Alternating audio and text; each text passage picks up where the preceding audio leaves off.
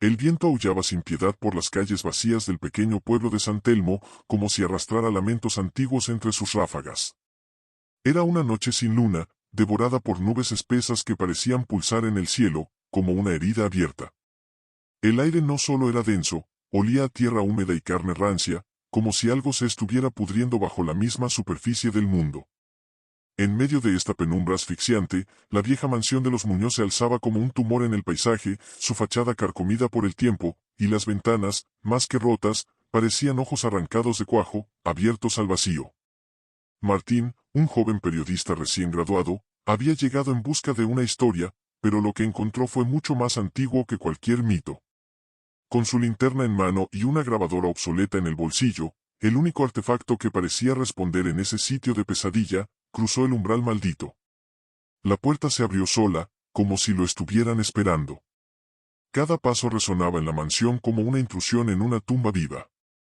El aire se volvía más frío, más espeso, más consciente. Las sombras no solo danzaban, parecían observar. Y entonces, el primer susurro, Martín, su nombre, pronunciado con una voz gorgoteante, como si viniera de una garganta sin cuerdas vocales, húmeda y mutilada. Se detuvo. El silencio no era ausencia de sonido.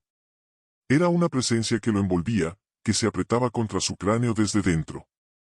En una de las habitaciones, halló un diario polvoriento, manchado de lo que parecía sangre reseca. Las letras estaban torcidas, algunas talladas con furia. Nunca deben cruzar la puerta de la habitación del fondo. El trazo tembloroso finalizaba abruptamente, como si quien escribía hubiese sido arrancado de la realidad. Pero él cruzó la puerta. No por valor, sino por una fuerza que lo jalaba desde dentro del pecho, como si alguien más controlara sus movimientos. El vestíbulo tras la puerta parecía detenido en el tiempo, pero el tiempo allí no era humano, los relojes se derretían en las paredes como si lloraran, las sombras se doblaban en ángulos imposibles, y al centro, una cuna, que se mecía por sí sola. Dentro, un muñeco de trapo sin rostro. Solo cavidades negras donde deberían estar los ojos. Cavidades que lo miraban. El susurro regresó, pero esta vez no fue uno. Fueron muchos. Martín, quédate con nosotros. Las voces chillaban, lloraban, se quebraban, se superponían, como una grabación de sufrimiento eterno reproducida al revés. Y entonces los vio, figuras infantiles, deformes, traslúcidas, arrastrándose desde las esquinas. No caminaban, se retorcían. Rostros sin mandíbulas. Ojos sin párpados. Un niño le mostró las muñecas, estaban abiertas, vacías, pero la sangre no caía, subía, flotaba hacia el techo como si la gravedad misma estuviera rota en aquel lugar. «Ayúdanos», gritaron. Y ese grito fue como un cuchillo hundido en su mente. No era solo sonido, era dolor comprimido, inyectado directamente en sus recuerdos. Martín cayó de rodillas, mareado, con el estómago revuelto. Vio flashes de la verdad, el padre de la familia, desquiciado, había encerrado a sus hijos en esa habitación durante semanas, meses, quizás más. El hambre los hizo gritar hasta que sus cuerdas vocales se rasgaron. Uno por uno, murieron abrazando sus juguetes. El padre, no se colgó. No. Fue devorado por lo que había invocado, en su locura, con tal de verlos una vez más. Entonces, la niña apareció. Su piel estaba pegada al hueso, sus ojos eran pozos secos, pero aún conservaban un brillo de súplica. Promete que no nos olvidarás, porque si lo haces, regresaremos contigo. Martín tragó saliva, el corazón golpeándole el pecho como una bestia enjaulada. Lo prometo, susurró. En ese instante, las paredes comenzaron a sangrar. Un líquido oscuro, espeso, empezó a descender desde el techo, como si la casa llorara por la liberación. Las figuras se fueron deshaciendo en polvo negro, la niña fue la última en desaparecer. Gracias, pero si rompes tu promesa, nos llevaremos tu voz. El silencio volvió. Un silencio que pesaba. La cuna se detuvo. Martín salió de la casa tambaleándose, pero algo lo siguió. Lo sintió. Un murmullo débil en su oído, un escalofrío que no se fue al amanecer. Grabadora en mano, notó algo cuando quiso reproducir lo que había registrado. Solo se escuchaba un sonido. Una respiración que no era la suya. Una risa, infantil. Y una frase final. Nunca nos irás del todo. Desde entonces, cada vez que Martín intenta contar la historia, su voz se apaga por segundos. Su garganta se cierra, como si unas pequeñas manos invisibles lo apretaran desde adentro. No rompió la promesa, aún. Pero los susurros han vuelto. Y esta vez, vienen con hambre. Desde aquella noche, Martín no volvió a ser el mismo. Regresó a la ciudad con la piel pálida y los ojos hundidos, como si hubiera dejado parte de su alma entre los escombros de la mansión. Intentó escribir el artículo muchas veces. Las palabras no salían. Cuando abría la boca para contar su historia, su voz temblaba, fallaba, y a veces, se apagaba por completo. La grabadora, por otro lado, funcionaba con una perversidad inquietante. Cada vez que la reproducía, nuevos sonidos emergían, como si el aparato grabara aún cosas que no estaban presentes. Risitas ahogadas. Golpes suaves, como uñas rascando madera. Frases susurradas en idiomas imposibles de identificar. No podía deshacerse de ella. Cada intento de destruirla terminaba en fracaso, la batería explotó una vez, pero el aparato seguía funcionando como si nada. La tiró al río, solo para encontrarla nuevamente en su escritorio al día siguiente, goteando agua sucia. Una noche, mientras dormía, se despertó jadeando, empapado en sudor. Soñó con la niña de la mansión. Pero esta vez no estaba triste. Estaba furiosa. Prometiste. Esa fue la palabra. No lo había olvidado. Pero no había hecho nada. El mundo seguía ignorando a los Muñoz, y ella lo sabía. Y entonces comenzaron las voces. Al principio eran apenas murmullos en los espejos, en la televisión apagada, en el ruido blanco de su computadora. Pero pronto empezaron a hablar directamente, día y noche, sin tregua. Tú saliste. Nosotros no. Dijiste que nos recordarían, pero solo tú nos recuerdas. Devuélvenos lo que tomaste. Devuélvenos tu voz. Desesperado, Martín comenzó a investigar. Descubrió viejas actas que nadie quería ver.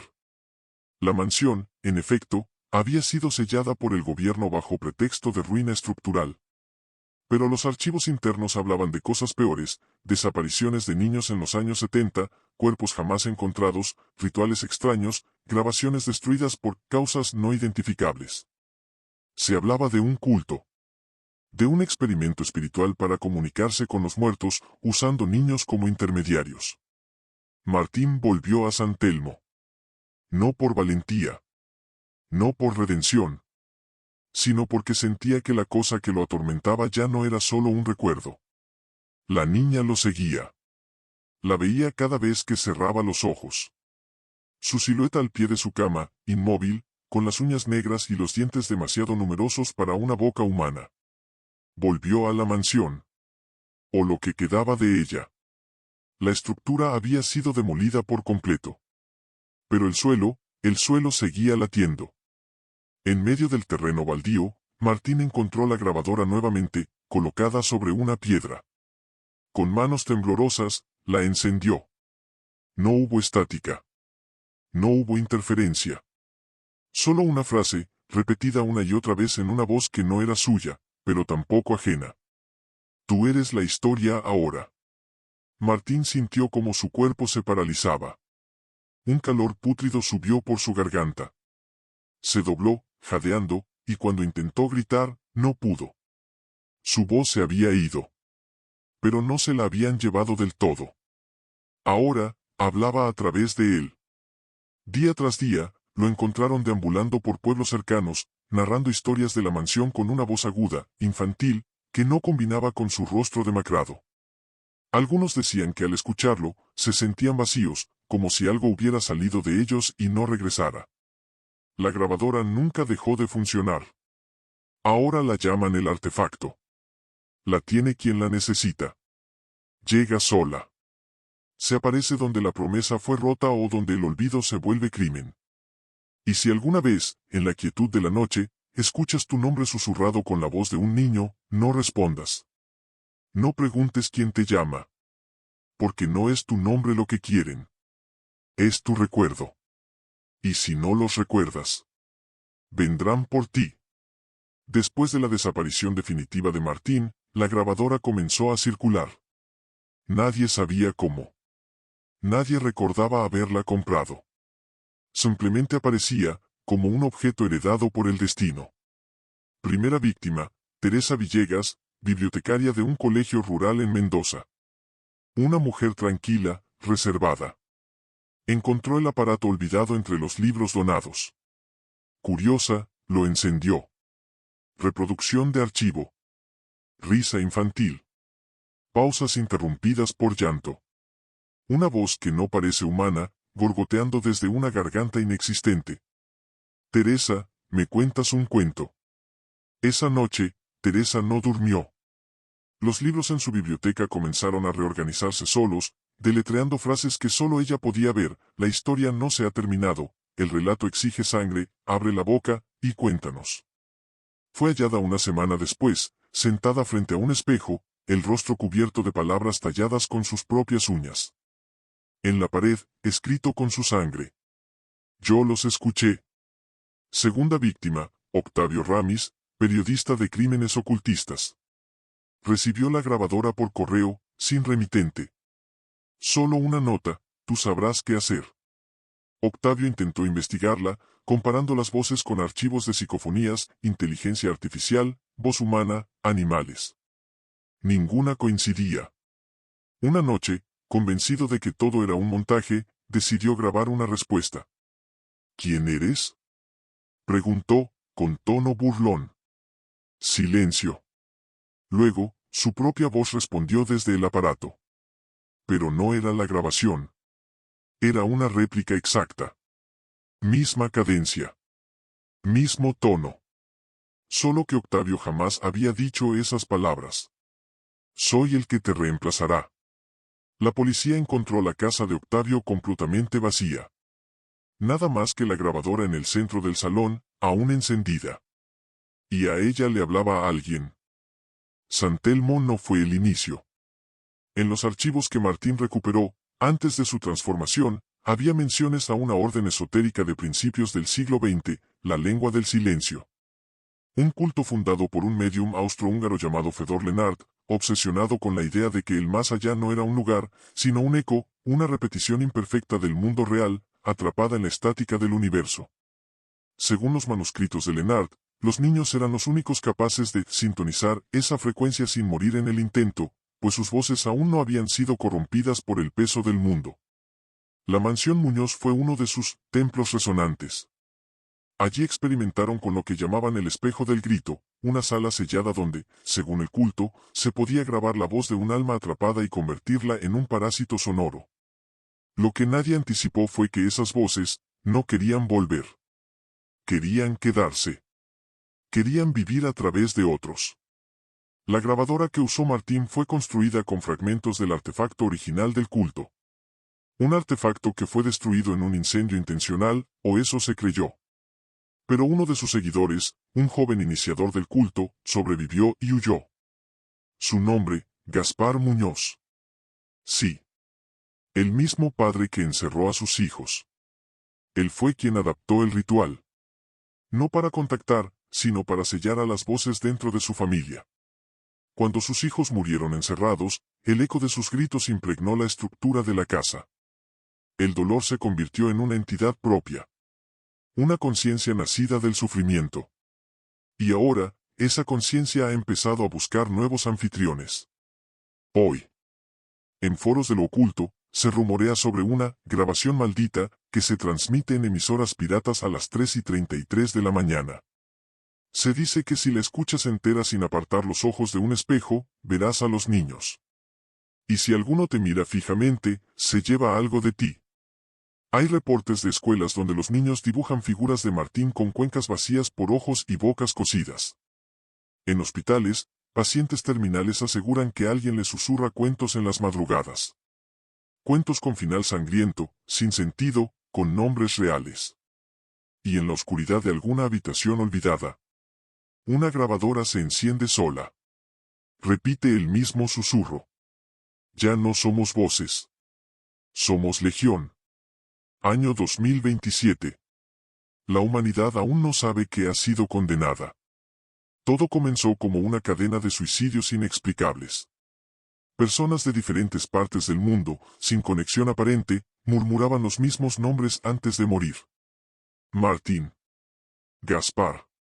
Teresa. Las autoridades pensaban en sectas, en histeria colectiva. Pero había algo más. Los medios de comunicación comenzaron a colapsar. No por censura ni fallas técnicas, sino por un fenómeno inexplicable. Los dispositivos, radios, teléfonos, televisores, empezaron a emitir voces sin control. No mensajes. Voces.